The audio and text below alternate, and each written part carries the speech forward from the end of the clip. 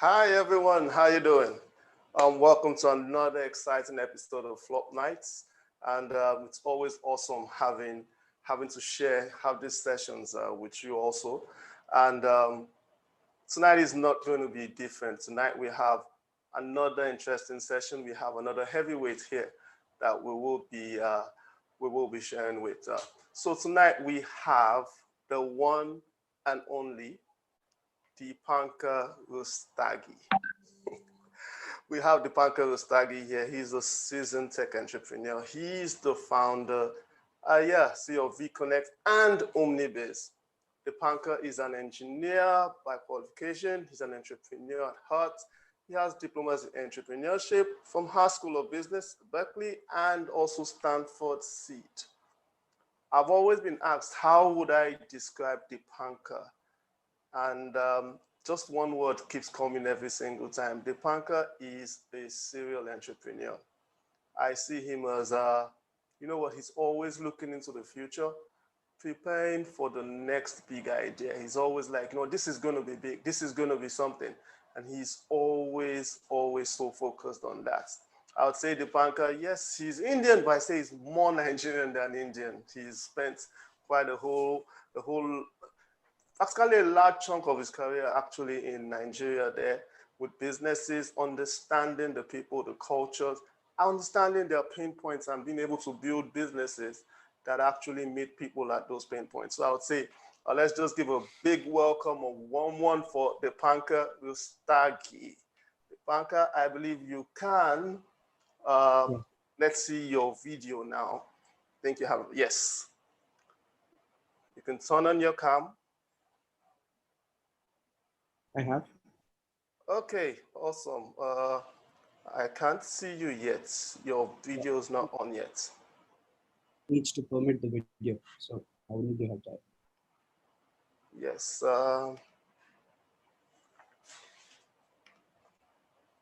Can you check it again? Sure. Good. Hi. Hi, Deepankar. How's it going? Very well. Awesome. Nice to have you on board. Nice to have you on board.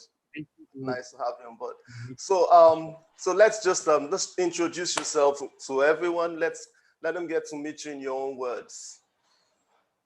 Thanks, Funsho. Like Funsho mentioned, I've been in Nigeria for a couple of years, a little over 20. Here in Lagos, I came back, started my career in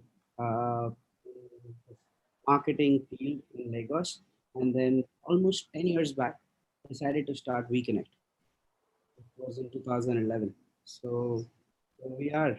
From after WeConnect, moved on and started another company called Omnibiz, and then looking at working with various startups, looking at finding big ideas and ensuring that the productivity, efficiency can scale up with the use of technology in various businesses. Awesome. So let's start from the beginning. How did you find yourself in Nigeria? I never really got to know that. It's an interesting way. It wasn't really my choice. My dad is a textile engineer. He happened to pick up the opportunity to work in a company called Spintex, which is part of Sunflag Group. And that's how I landed in Nigeria the first time. Wow. So what then kept you in Nigeria? Because you had the options. You could easily have just could have gone back, you could have gone anywhere. But why Nigeria? No, I think one thing I loved about Nigeria was the people and the warmth that the people provided. And that is what brought me back. That is what brought me back the second time when I came independently as a professional to start working in Lagos or working in Nigeria. Awesome. Okay, so let's see your journey from college all the way to starting VConnect, because prior to VConnect, there's some gaps. So I want you to just help us fill those gaps a little bit. So before VConnect, were there any business ideas you dabbled into before then?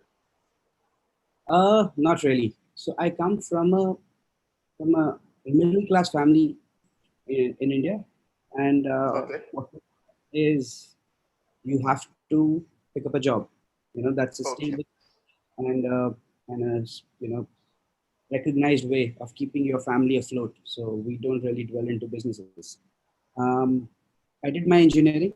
After engineering, I got placed from campus as a software developer. And then in the same company, I moved as a business analyst because I was more attracted to the business side of the story. And when I did that, I realized my calling was in business and I wanted to move to sales and marketing side.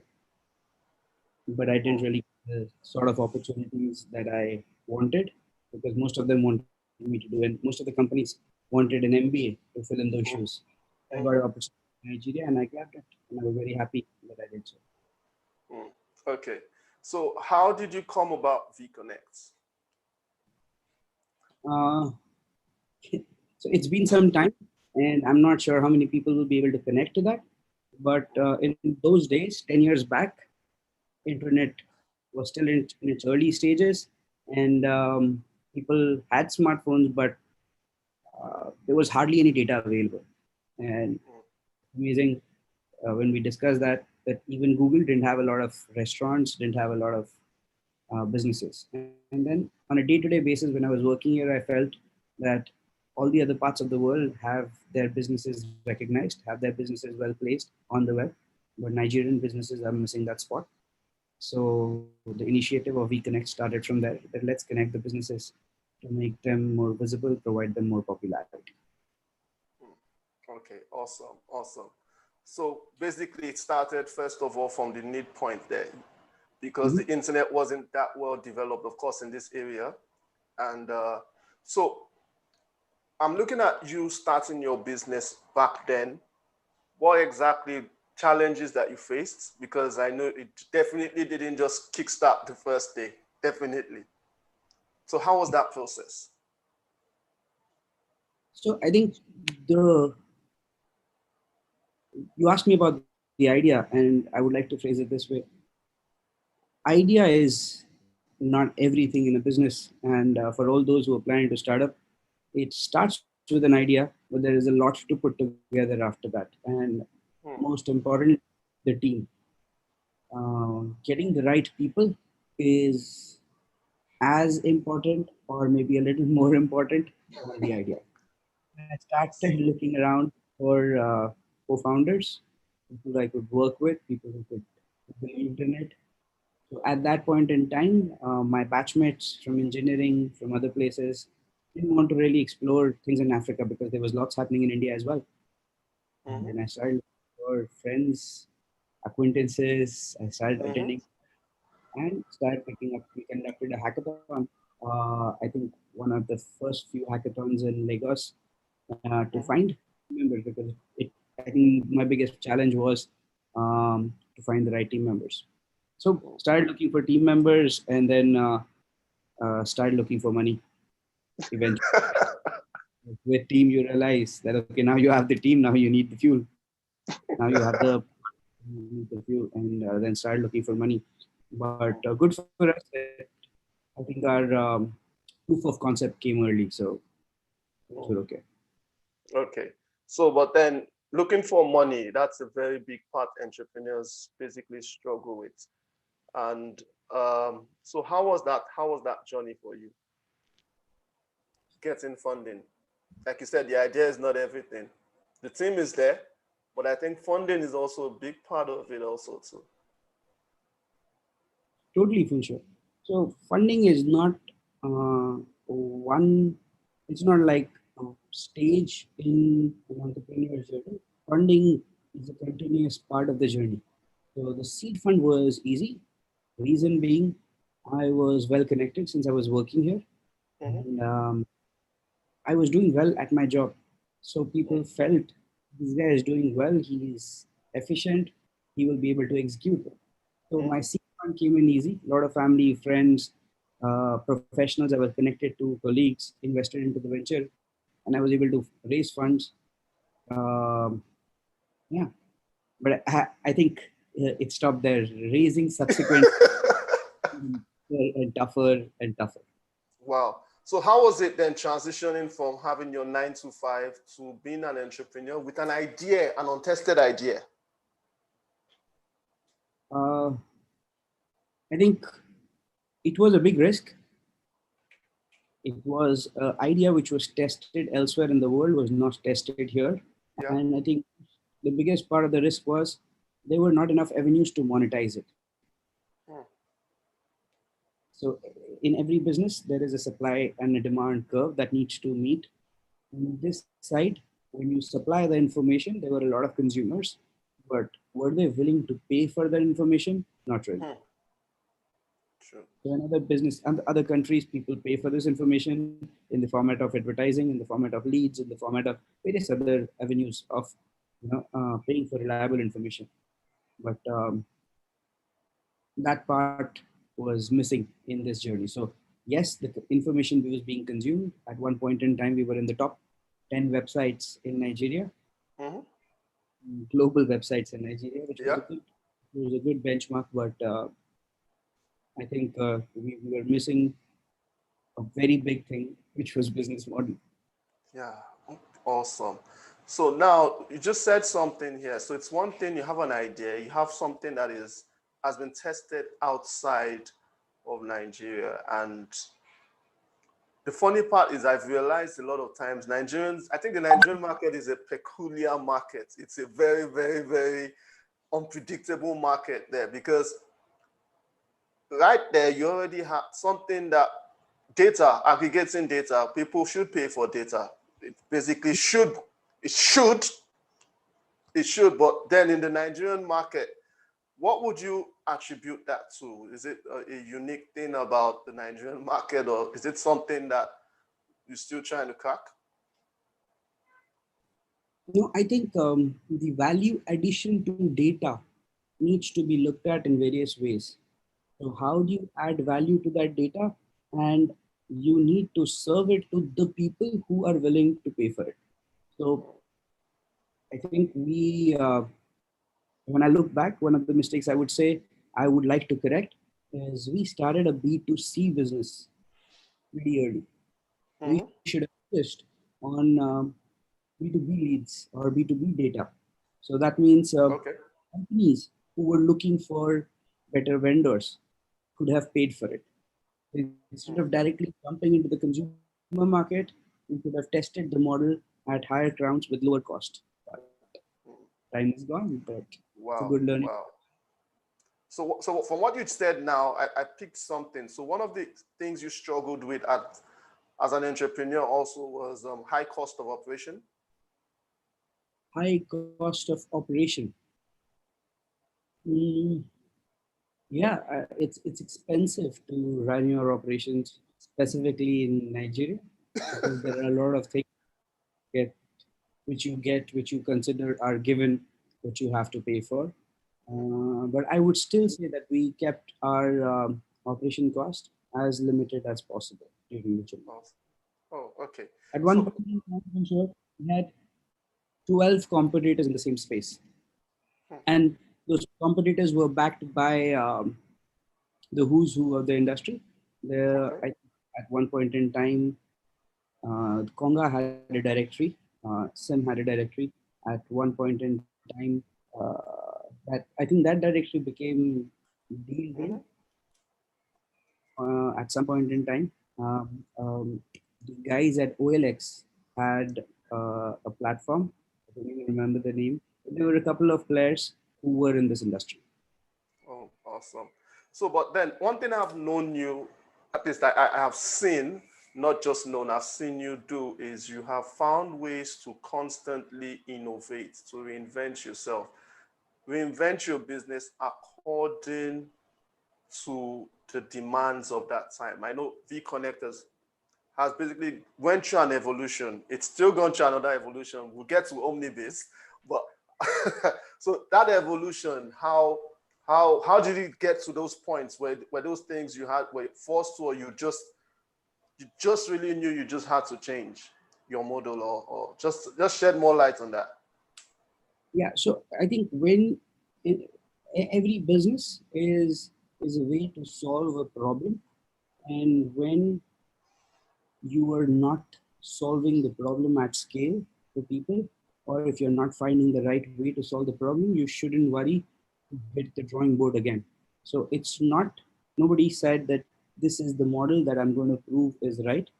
Uh, what people normally get into business for is, this is the problem that I want to solve. So if it is not exactly this way to solve the problem, and it requires some alteration to solve the problem, then almost all entrepreneurs should be open to re-looking at the way they can solve the problem. So yes, WeConnect has pivoted in a lot of ways uh, till it was alive. And those were all ways that taught us what works, what doesn't work, and gave us the experience to take another step. Awesome. Awesome. So, as an entrepreneur, you should be dynamic. You should not be rigid. You should understand the times that you're in and be able to innovate to meet those needs. Awesome. Totally. So, now let's go a little bit into this. So, starting VConnect, looking back, let's see, what errors would you have said from your own assumptions that you probably made? Were there any, as in, any errors on your in your assumption? You told us about, first of all, the data part there, but can you just delve in a little bit deeper? Because we have entrepreneurs who are looking and they're thinking in their minds, okay, so what can I learn? How can I learn from this? I have an idea I need to go into, and how do I go about this? Learn from Yeah. Deepankar. So I think something I've learned from my mistakes and would love to share is, you should take the initiative to start something that you feel solves a problem for a larger market, but try and run towards the MVP, the minimum viable product. If you can't do the MVP in 3 months to a certain stage, then you're missing something. If you are trying to build in, if you're trying to have annual operating plans in a startup when you have not proven the revenue model, when you have not proven a large number of things, it doesn't help you. A lot of companies feel that, in startups you make money at the longer term, and it's okay to burn. It's okay to burn money, especially investors' money. I would say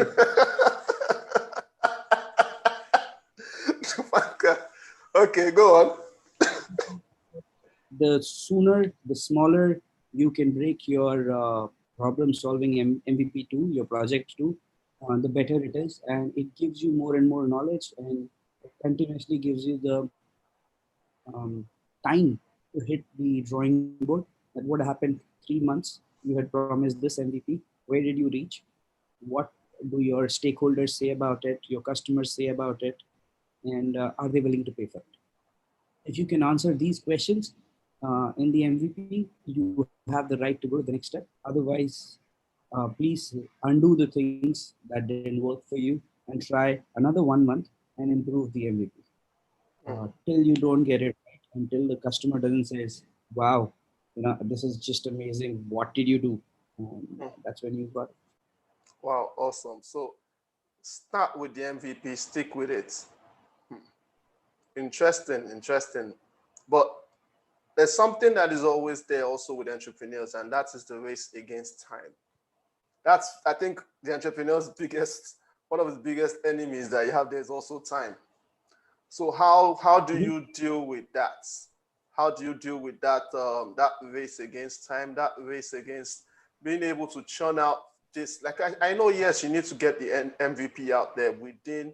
Of course, there's a time frame there, but that time frame to validate that assumption. How do you handle that? No, I totally agree that it's in the online space, you can't take all the time in the world, so you can't be slow. But for sure, I also feel strongly that, okay, let me give you an example. Facebook was for sure not the first platform that tried to connect people on social media, on this in the social world, right? Um, Similarly, there are various email platforms from Hotmail to so many others that came in. Mm-hmm. There were other platforms which platforms like Orkut. which were backed by big companies like Google. So I think scaling up is important, scaling fast is important, but you should know exactly what you are scaling. So when I Hmm. say getting the MVP right, you should know exactly what you are scaling it into. So there are various e-commerce companies that were not, their MVP was not right, but because everyone felt e-commerce is doing great globally, then we should put in more money, put in more money, put in more money, and then it'll work. And I think there are different ways to get e-commerce right in any market. So I would just say getting e-commerce or getting the MVP right is super critical prior to you thinking about scaling up. Awesome, awesome. So someone is asking about the MVP. MVP is a minimum viable product. That's what the MVP means. That's what he meant by that. So So, I want us to look into something, Deepankar. So I know. Let's just talk about your first brick wall you hit while when you started VConnect. What was that first brick wall that you hit there? first brick wall that we hit. So I think I mentioned to you the first brick wall that I hit was not having the connections in the tech world in Nigeria. So I was an Mm-hmm. engineer, but from India, and was not connected in the technology ecosystem. Mm-hmm. So only over a period of time, I could get connected to the right people, and things started working faster. So I owe it to Mr. Tommy Davis for introducing me to a lot of people in the industry, for recognizing us in those days when the industry was very small and there were very limited number of startups. Okay, awesome. So but I want to see different things. So I want to understand from your own perspective. Yes, you had this idea that was burning in your heart, Mhm. and you pitched this idea to a few people. Yes, they said yes, but then in the case of monetization, you have situations where people are not so willing to pay. You've got bills basically on your side. I want to understand how you went through those days. How did you get past those days? Because you had something, you're so convinced of this. Right. You've checked a few people, but then somewhere, there's a dot that was just missing. How did you get past those days? So, when you're moving, when you're finding that yes, there are people coming to your platform, and you're moving from one revenue model to another revenue model, trying to find the right monetization model for your platform. And the days where it's you are stuck, you're not moving forward, it becomes really really difficult. You think about quitting, you think about why did I start this. I was better off in the job there, where in those scenarios you feel weak. But I think at that point in time, what comes to you is the bigger picture, that there are X million businesses, and those businesses need visibility. Those businesses need a method to move forward, and if someone can do it, it is someone who you are in the position to do it. So I think that kept me on. That's why I think you and me have worked together at WeConnect, Yeah, and yeah. we know how we met customers, how we Yeah, met small businesses, understood their needs, and kept going. yeah. And it's really amazing as you said that, because it's funny when you have an idea, something that's really gonna change a customer's life, but the customer just doesn't see it that way. Totally. That's why when you're trying, Yeah. it's hilarious. I totally when you're trying to provide something where which what he's not used to, maybe you have Mm-hmm. seen it in various, or you think it will work, but Mm-hmm. then you really have to find. I mean, what we were missing was he didn't feel the need for it. He felt there was other ways to get it done, and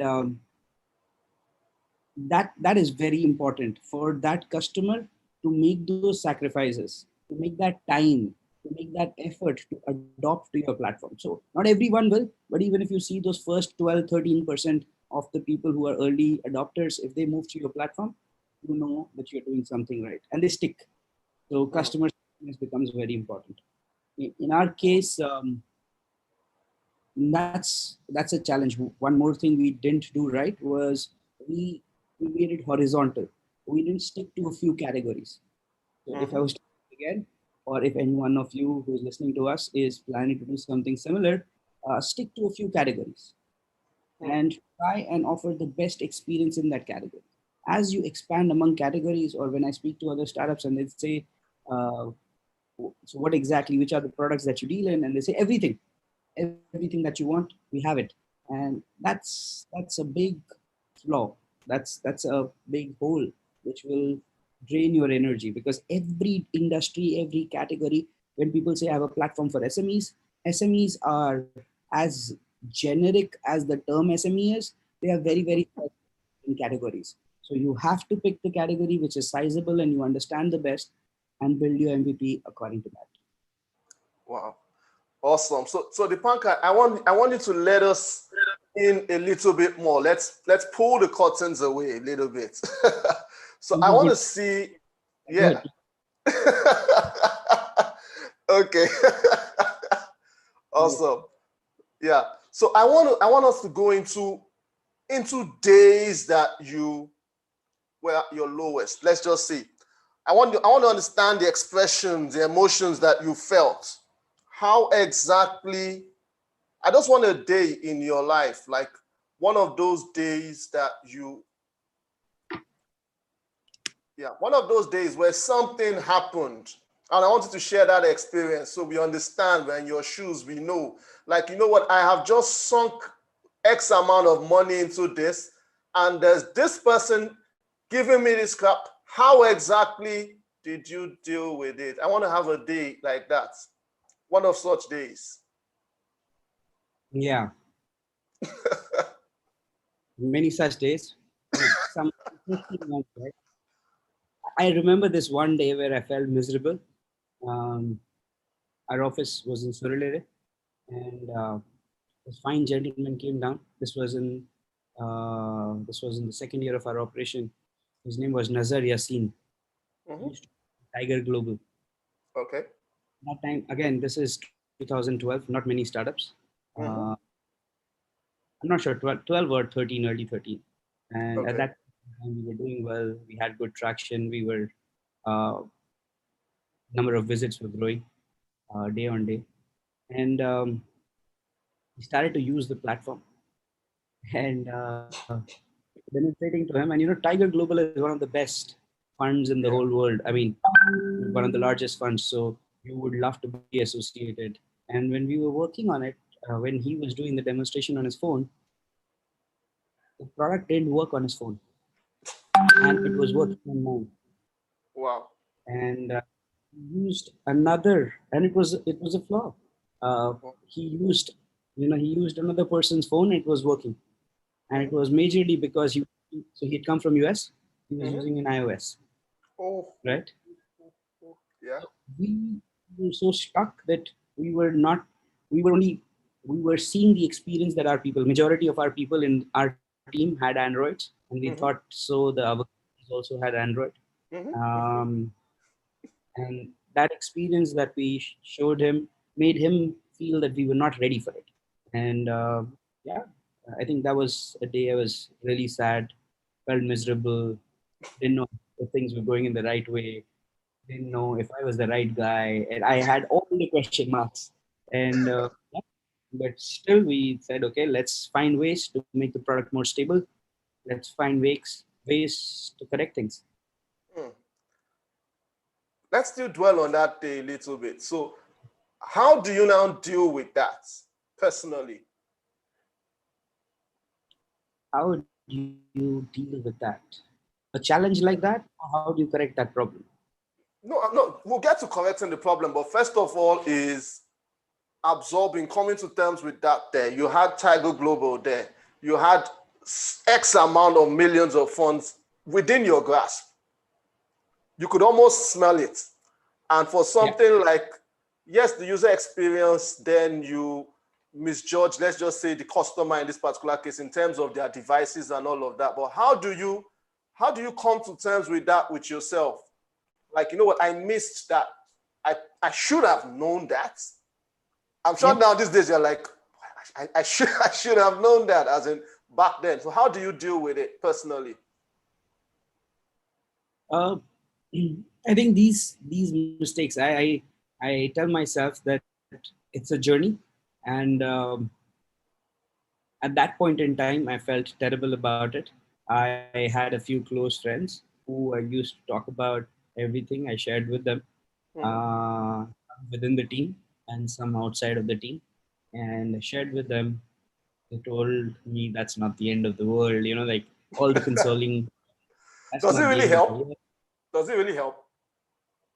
Sometimes you're looking for external confirmation, you're looking for external motivation, and you want someone to, even though I wasn't going to stop working then, as in I wasn't going to quit, but when instances like this happen, various other instances like this happen, it becomes difficult. It shakes your confidence on yourself, if you're doing it right or if you still quit.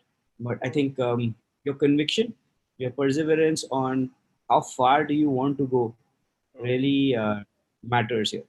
And you should really talk to yourself uh, rather than just advisors. Reason is at some point in time you can choose to quit. I would say one of the mistakes I made is, um, there were various places, various instances I could have quit, reconnect. I didn't choose to, and then eventually I had to. And after 8 years, I had to. And yeah, it was a journey. So it is difficult to fight those days. Your friends can be helpful.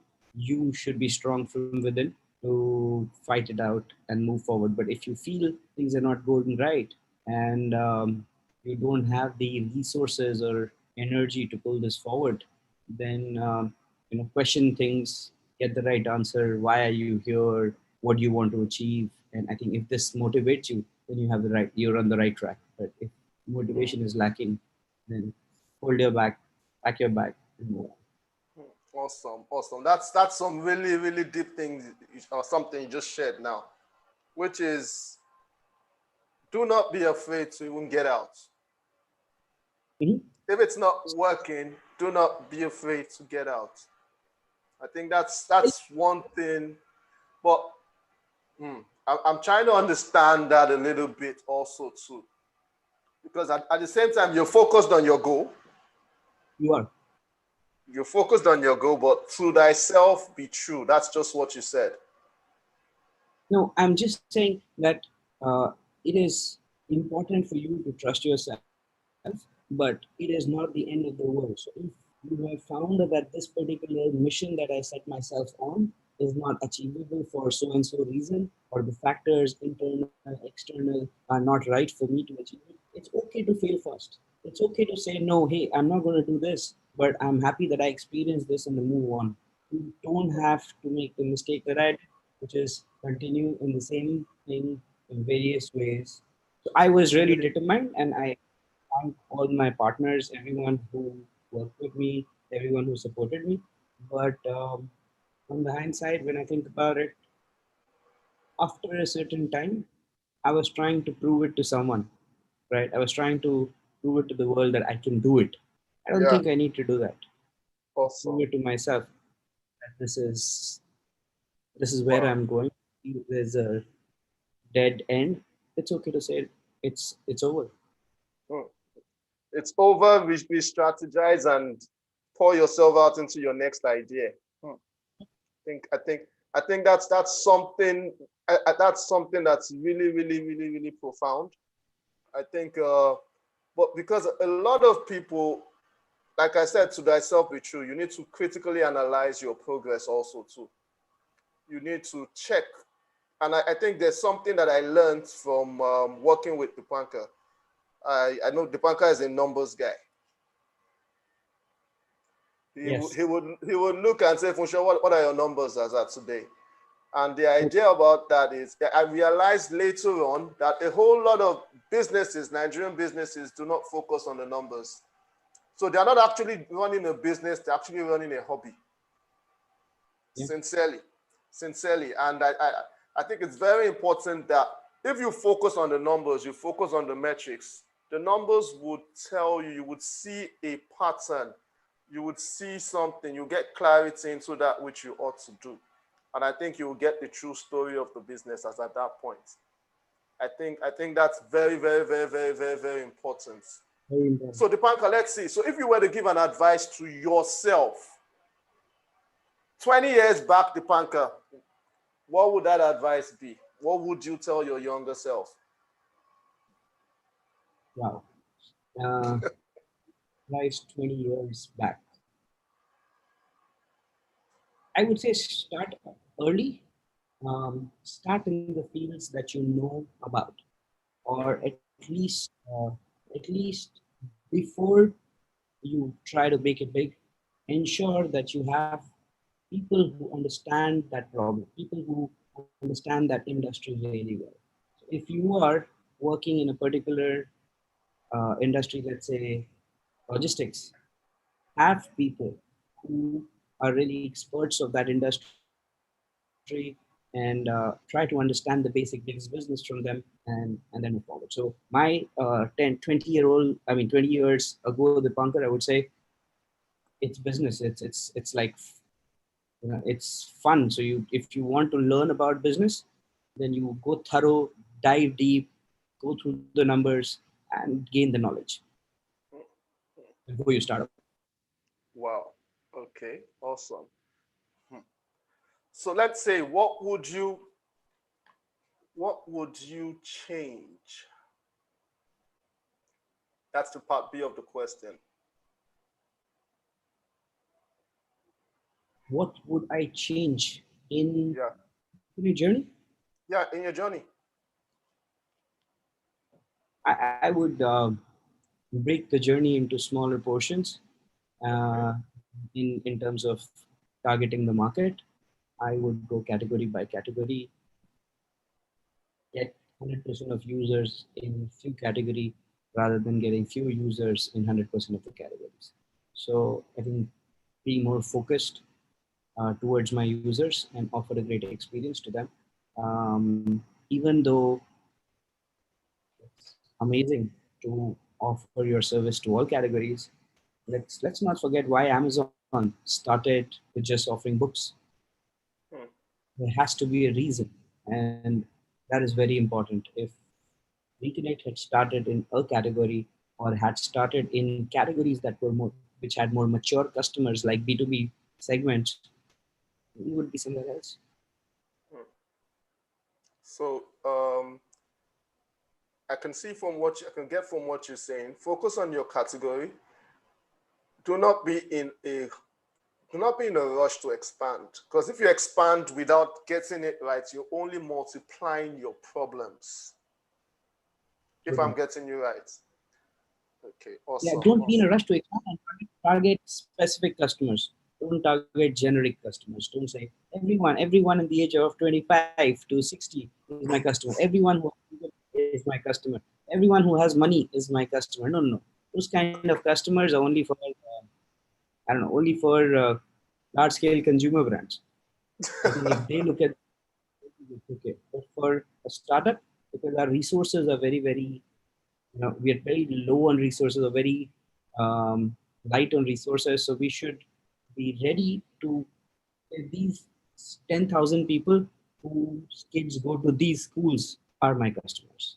In these areas are my customers. Or we should be able to say people who have Mac computer are my customer. As specific. So you have a chain, you have a way to reach them, you have a way to find them, you have a way to communicate with them and get feedbacks from them. Hmm. Okay, so Deepankar, let me ask another question. So, in terms of investments, let's just say on a business, what's the largest you've actually say you have lost in terms of investments? Hmm. What have I lost in terms of Yeah, amount? yeah, amount. like you invested in the business? I think the amount is of low significance here. The significant thing is I've invested 8 years of my time in that business, and time is critical. Thank you. I just killed it, Deepankar. That was just it. That was time. Yeah. Time is actually the biggest currency that you're dealing with, sincerely. Nothing, no amount of money can actually be quantified compared to 8 years, every single day, pushing that dream. I understand you clearly, perfectly, Deepankar. I understand clearly. Wow. Let me just see if I have some questions from a few people before. Okay, so I have someone who said, okay, VConnect had many competitors in the market, asking for what value did you have to stand out from the other competitors. I actually think VConnect were actually the people to beat as at back then. I remember very well. We would laugh back and say, "Oh, you guys are trying to match up with us." So I think then, just like you said, the value was there, but they were just not willing to pay for it. That's what I think. I think to answer to the person, in terms of differentiation, a lot of other companies were not focused on the supply side of it. The amount of groundwork I think WeConnect did in terms of gathering their data, majority of them were looking for shortcuts to scrape data, to buy data, and do the other things. So in terms of quality of data, we were much bigger and much better. And it was our operations were really bootstrapped. So Funsho will tell you, for all those who have worked with WeConnect will tell you that we valued money and we didn't want to throw it off. Wow. I can see another question here that's saying, is it advisable to be specific with your audience targeting during the initial phase of a business idea? Saying as the said target market is usually based on an assumption. I'll let Deepankar answer that. I would have answered this, but I'll let Deepankar answer this. So when you're starting a business, it is very important for you to have a clear idea of who you're going to communicate with. And it is okay to change that over a period of time as you understand that segment better. But I would still say specify your audience as much as possible to the extent you can, and try to find the route to market based on that audience. I would say even if you're starting in, you still know that audience or you still know that business. That's why you're getting into that business. If you don't, get someone who knows that category and ask him to help you specify the target audience who is easy to get on board, who is more volatile, who is more adaptable, I would say specify even at the early stages of your business. Awesome. I'd also add this. It's also very important for you to, I think you also need to be very, very specific, just as Deepankar said, know your audience. Do not be ashamed to get help. See, you're an entrepreneur, you can do a whole lot, but you are not necessarily you don't have all the answers. Let's just say it this way. Get help from people also. People who really, really understand that audience, because as an entrepreneur, it's very, very, very, very, very easy for you to confuse your audience with yourself. You would assume that, you know what, I have this need, so I believe everybody else has that particular need. And trust me, if you keep going down that trajectory, you end up building solutions for problems that do not exist. They are your problems and not the problems of your customers. So I think it's always very, very easy, very, very important for you to create that niche, follow up on it, and be able to scale up. Once you've been able to define that MVP and you've tested it and it works perfect. Awesome, Deepankar. I would say it's been an awesome session with you. I would say it's really nice seeing you. You haven't added not even 1 kg.